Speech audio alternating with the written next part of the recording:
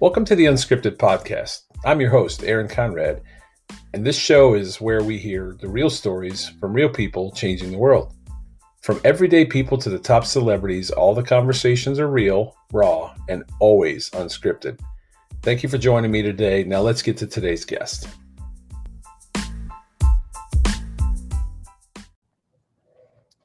All right, everybody, welcome to Unscripted and my still unnamed studios here in Columbus, Ohio. A special guest today, really inspirational, especially where we're at with COVID and challenges and mental wellness and all those things. So let my guest introduce himself and we'll go from there. Hey, Aaron, thanks for having me. I'm Christopher Greco. I'm the author of the book, 8 Steps to Overcoming Everyday Adversity. Also CEO of a startup in Kansas City called DealWise. I'm just excited to be here and ready to rock and roll and get started. Yeah, and so let's start with the book because that's really our connecting point was the book. So let's talk about the book. But before we get to the book, there's a story that you have, a personal story that led to the book. So let's start with that, if you don't mind. Why don't you tell us your story? And then, from there we can go into the book.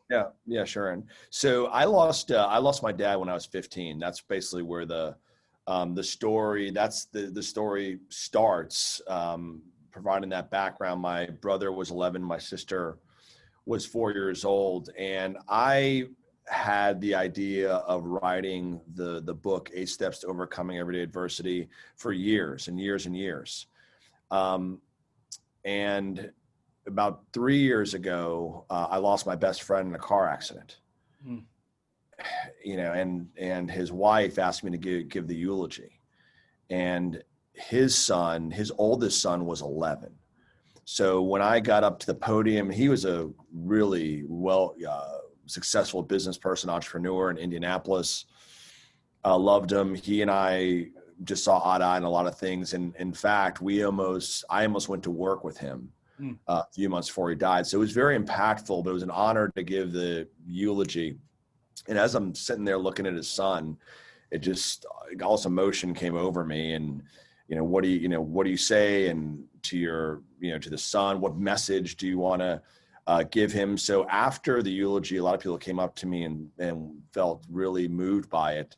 And I just said, look, I got to put pen to paper on this book because I have a lot in my head that I need to put into the book. So I basically I know you're a family man as well. Mm-hmm.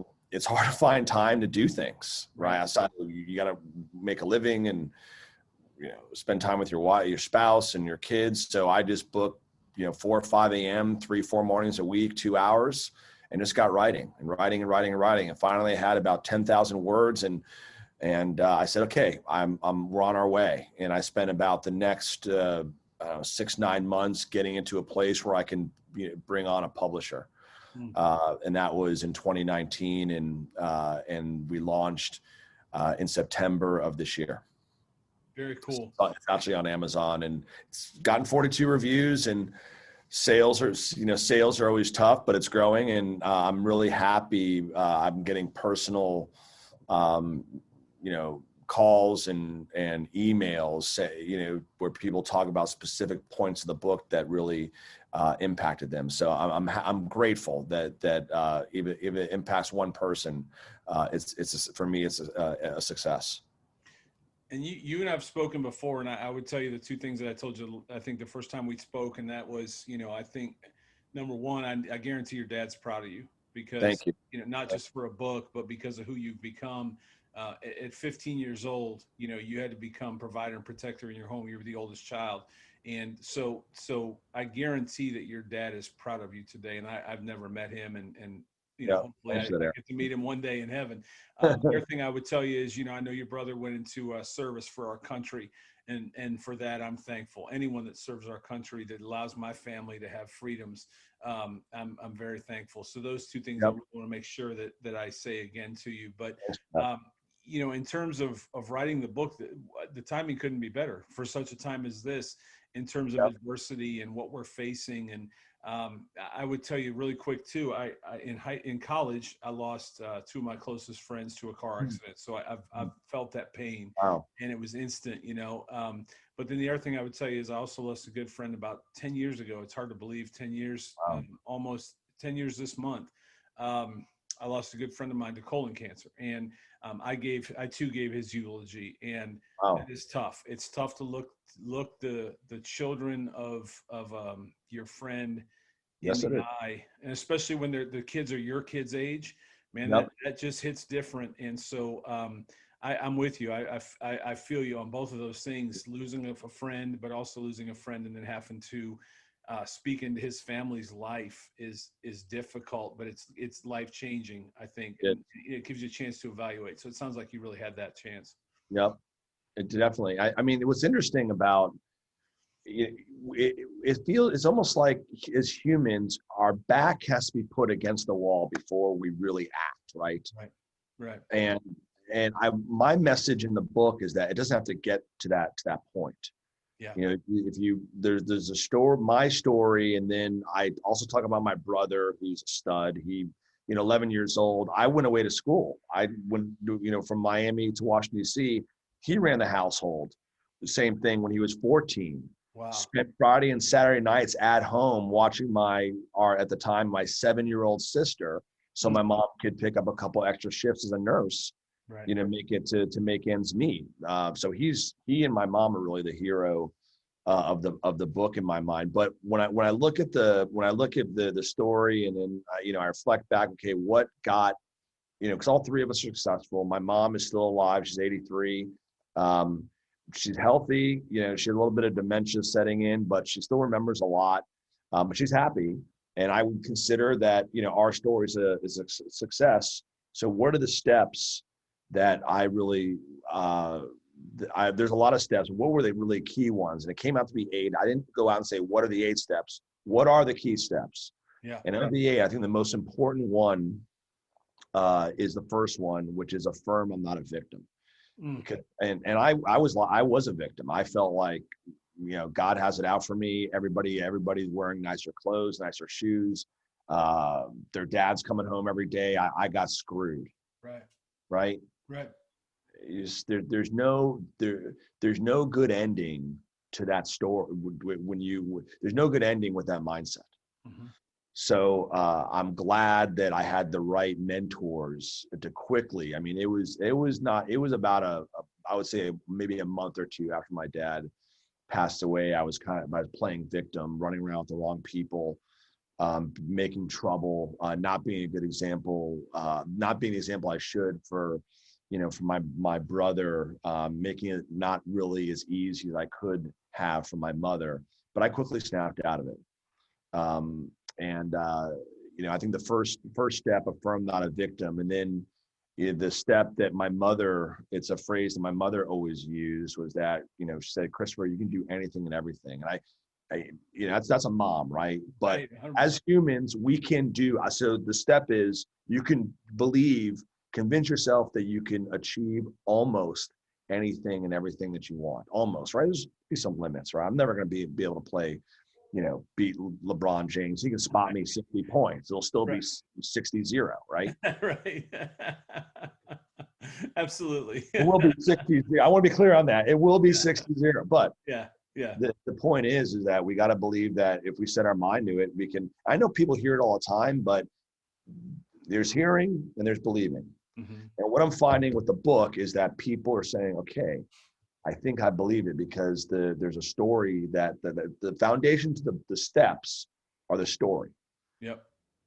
Just a normal guy. I'm not famous. I'm just a normal, regular guy who faced a problem, dealt with it. And now, I'm CEO of a company, right? 20 people, growing revenue, product that changed the lives of small business owners, and I'm proud of it, and so I'm proud of what we accomplished, together as a family, and I'm proud of being able to pay it back by writing this book.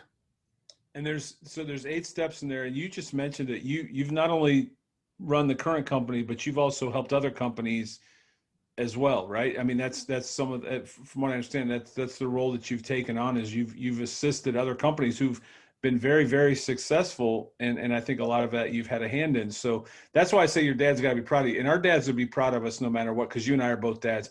We're going to be proud of our kids no matter what they do. But it is pretty special to know, given the adversity that you faced early on, and that's why I think the book is so powerful.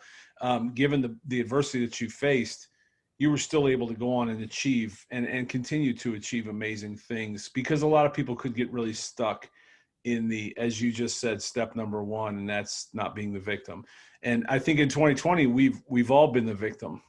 Whether we like it or not, we've all been the victim in some way, shape, or form. Our poor kids have been the victims of losing seasons and losing, school and everything else. So what are some of the others? And you don't have to go through all 8 steps, because I wanted people to go get the book. But just to give an idea, I think in a year that we're looking at adversity straight in the eye, and I think for most of us, we have to admit we're facing adversity, where a lot of us just like to ignore it and it's just noise. We're facing adversity. What are some of the other ways that this book can help? I go deep into one of the steps focuses on mindset. There's fixed mindset, where this is where I'm from. This is who I am. I can't do anything about it. Right. There's growth mindset. I know where I come from. I know where I'm going. I know where I am, and I know where I'm going. Right. Growth. That again, you can do anything. And I think that when COVID hit, I mean, look at 2020. I mean, I don't want to. I'm just thinking. I launched a book and I became CEO of a company. It's a pretty good year in the COVID year, right? Right. And Dave Ramsey talks about this all the time. Like he does. I think in one of his books, he talks about he's walking along the street and he talks about 2 landscapers. And there's a 2008 recession.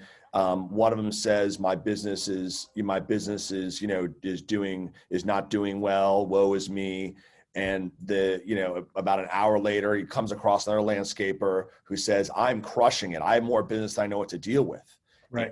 It's part of mindset. You pivot, life is not this straight line. Yeah. It's curved. You take a step backwards, you take forwards, 5 steps backwards. It's just a matter of, okay, just keep grinding and keep moving forward. And you got to maintain the belief that things are always, if this book communicates anything, things always take longer and harder than what they seem. Absolutely. Right? Absolutely. Things always take longer and are harder than what they seem. I don't care where you're finding love, getting married, staying married, losing weight, finding a job, getting promoted. I can go that list. I can go 100 deep, right?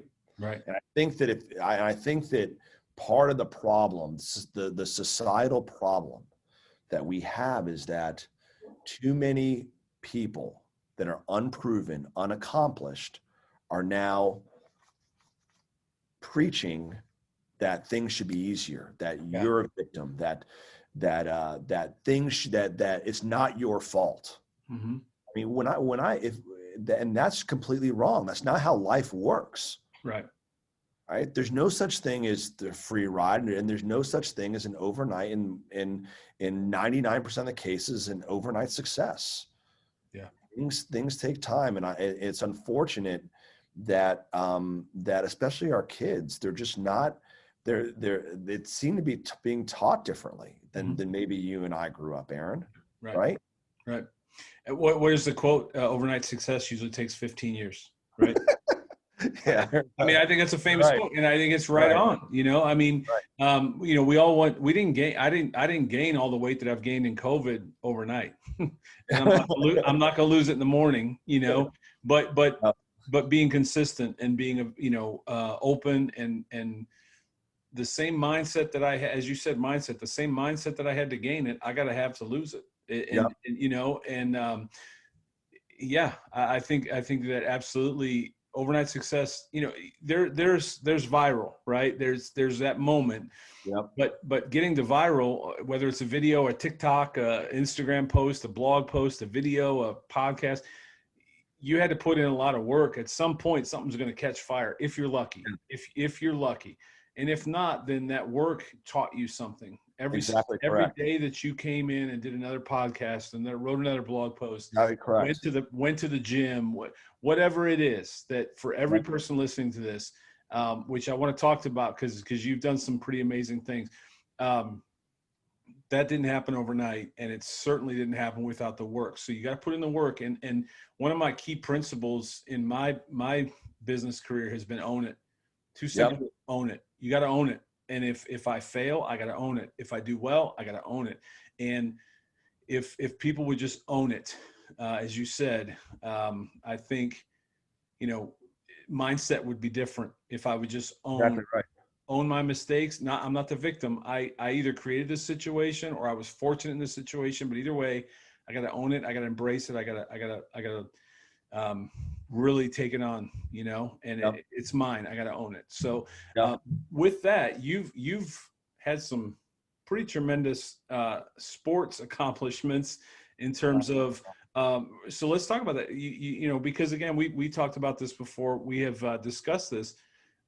You've had some huge accomplishments in terms of triathlons and an Ironman, correct?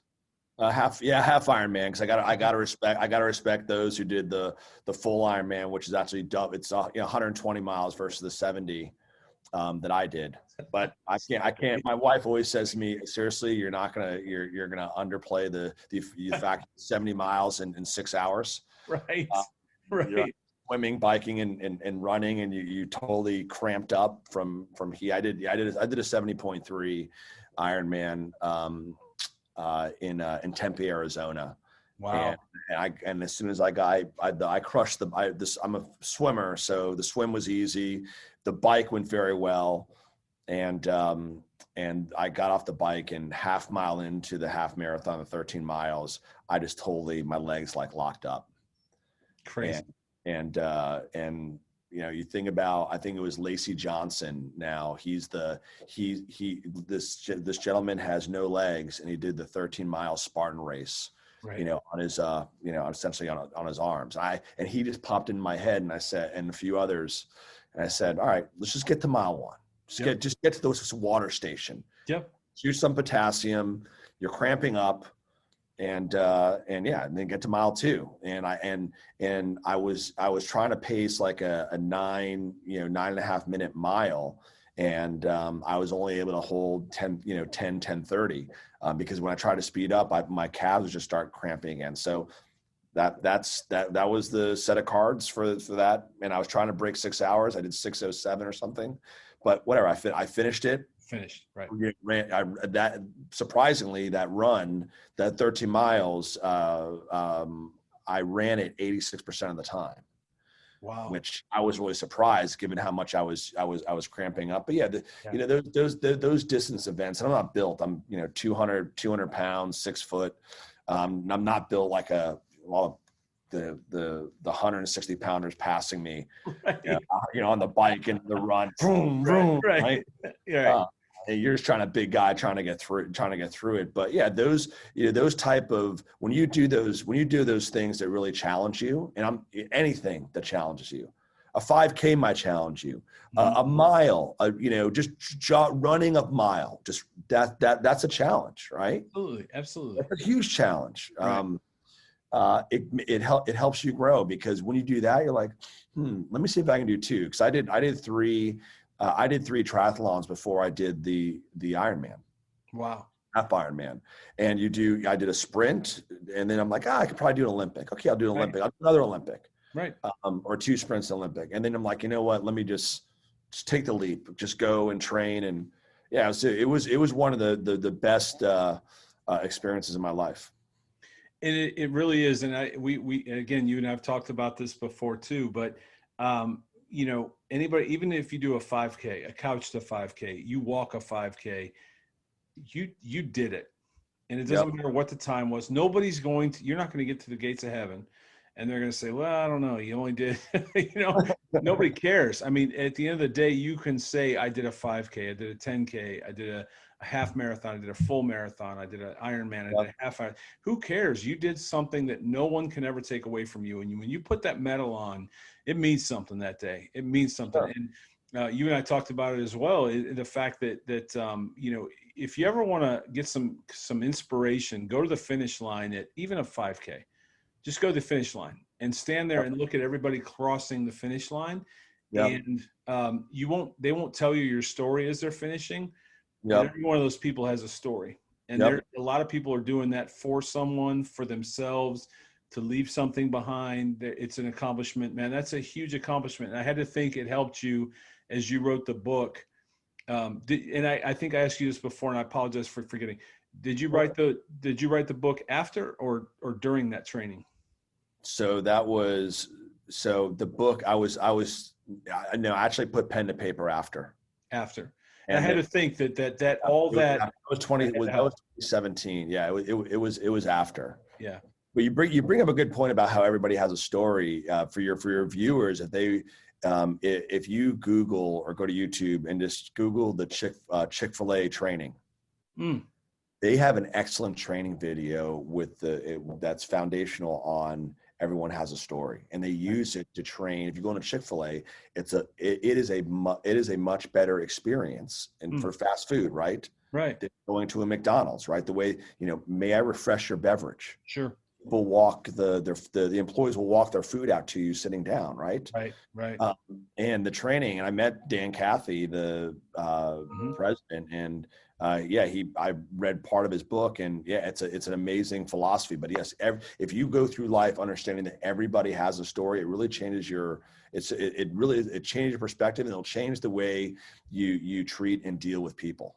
Mm-hmm. No doubt. And I was talking to a friend of mine today in Virginia, and we were talking about the podcast, and I said, man, I just said exactly what you just said. Everybody's got a story, and I just want to help them tell it. And he said, everybody needs to hear a story. Yes. Wow. I was like, man, that's a shift for me. And it almost shifts how this podcast goes. Is I felt like I wanted to get people on like yourself to tell their story. And the reality is I want people to hear the stories of people like yourself. Right? We're not pioneers, right? We're not pioneers.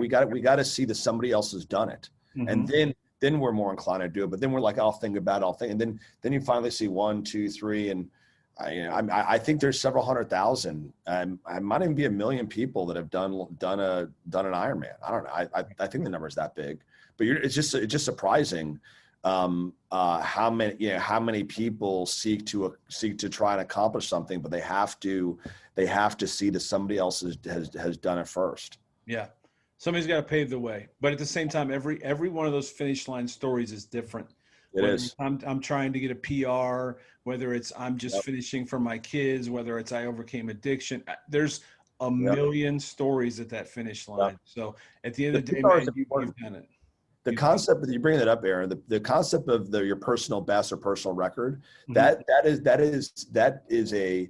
important for living life, because you can't always be comparing your performance to another. And my swim coach in swimming or running, your competitor is the clock. I mean, while you're in training is the clock. Yep. Right?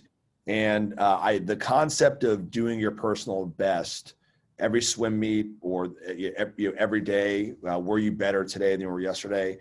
Personally, I think that's a great way to live your life. Were you better today than you were yesterday? 100%. And it's funny because I have a daughter that swims, I have one that runs track, and I have one that plays baseball. Nice. And it's interesting. They get it from my wife. It's interesting. It's interesting because track and swimming, it's all based on time. Yep. So you could be on a track all by yourself. Where you bet. Baseball is a little different, especially because I have a pitcher. So you can throw 75, but if you've got movement, who cares? You could throw 99, but if you have no movement and they're sitting fastball, you know what I mean? It's been interesting for those three, but all that to say, we're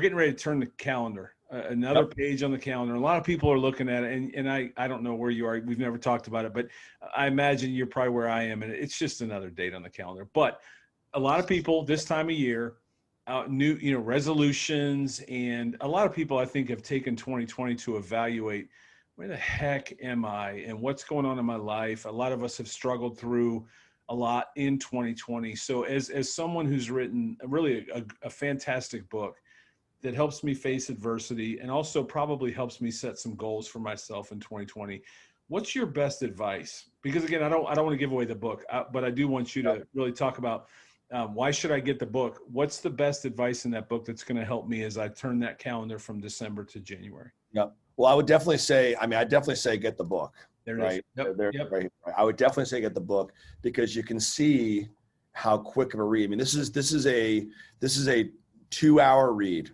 Drop your Facebook, your Twitter for a couple nights during the week or weekend. Get through the book. There's really three sections of the book. There's my story and the story of a couple others. And then there's an area for reflection, and then there's the 8 steps. Yep. So you actually can reflect and write in the book. And I believe, so the advice is this: look, without commitment, you'll never start. Without consistency, you'll never finish. And I find that what the underlying factor to both of those is, if you're going to commit, you need to write it down. If you're going to be consistent, you need to write it down. And I think that whatever goals or objectives you have for yourself, you need to write it down. So my advice for 2020 is reflect on it by writing it down. Okay. My way of reflecting for 2020 is I wrote a prayer. I wrote an adversity prayer that I recite almost every morning. Right. And it's basically inspired by the events in 2020 between COVID, leaders making bad decisions about it, and some good decisions, but good and bad decisions, watching how some people deal with it, how I dealt with it, how my family dealt with it. And then I've written some objectives down for 2021, but it's ongoing. I mean, the art of writing things down and gets yourself, I think, committed to doing what you wrote down. I think that's important. It just can't be verbalized. For me, it's just been it's an important part of your life's follow through. And we're living in technology world. I can't even say it right. We live in a world that our iPhones are everything. So but I think in the same respect, in case I don't want to write because nobody writes anymore, yep. Right? Yeah, I could still put it in Google. I could still put in Apple Notes or Google Keep or Good Notes or any of the zillion apps that are out there. I could still commit it to paper. I could commit it to something where I put it down. Right. The thing I'll say this is that we are in a digital world, but there's something to be said about having some analog time. Right. And that's so if I think that 75% of my book sales are the paperback. Awesome. The other 25 are Kindle, which is fine. Kindle, it kind of feels like a little bit like a paper a little bit, but I think that the analog time is important. So I would almost be kind of push on, hey, just get a pen and paper, write it down, and put it somewhere where you can. I'm sure everyone's gotten this advice before, but it's not the advice. It's are you going to act on it? Right. Yep. And I think that the advice, kind of in the book, I think some people find it to be unique, especially when they get the first 4 steps, the way it's phrased, how direct it is, it's action oriented. The back 4 steps, I think people will be like, wow, I really haven't thought about life in that way. Mm-hmm. And I just encourage, pick up the book. And if you like the book, tell me your story. You can go to my website, ChristopherGreco.org. And there's a place in there where you can send me a personal message. And I love to, hear from our readers. I've heard from a bunch of them, and I'm really happy to hear how moved they are. And it's just encouraging to me because it's a big time investment to write it, to write a book, no matter how big or small. 100%. And I've I have a lot of people that have asked me to write a book based on my blog earlier years, and Good. someday. I always say that, right? Someday, maybe that'll be in my goals. I'll write Are that you down. are you a early riser or are you a night owl? Both. I'm a I, lack of I just get sleeper. 5 hours sleep a night, Chris. That's how it is, right? I'm a Midnight lack of to 5 sleeper. a.m. Right, Yeah. right. I'm up early. I stay up late, and neither one's good for me. But no, man. So you mentioned it. In case somebody's driving down the road, what are the links? You mentioned one already, and I'll have them in the blog post. But Yep. what So are the links? it's www.christophergreco.org. That goes right to my site. You can buy the book, and the link will take you to Amazon. If you go to Amazon, if you type in, 8 Steps Adversity, it'll come right to the top. Awesome. It'll come Awesome. right to the top. So, and I think David Goggins' book is, it might be above me or below me, but he's a well-published New York Times bestseller. But yeah, 8 Steps Adversity, and it'll come up. There's a Kindle version and there's a paperback. I encourage you to get the paperback, and hope to hear from some of your listeners, Aaron, and just happy to spend the time with you today. Man, we've met twice now, and I've walked away both times really inspired and appreciative of your time.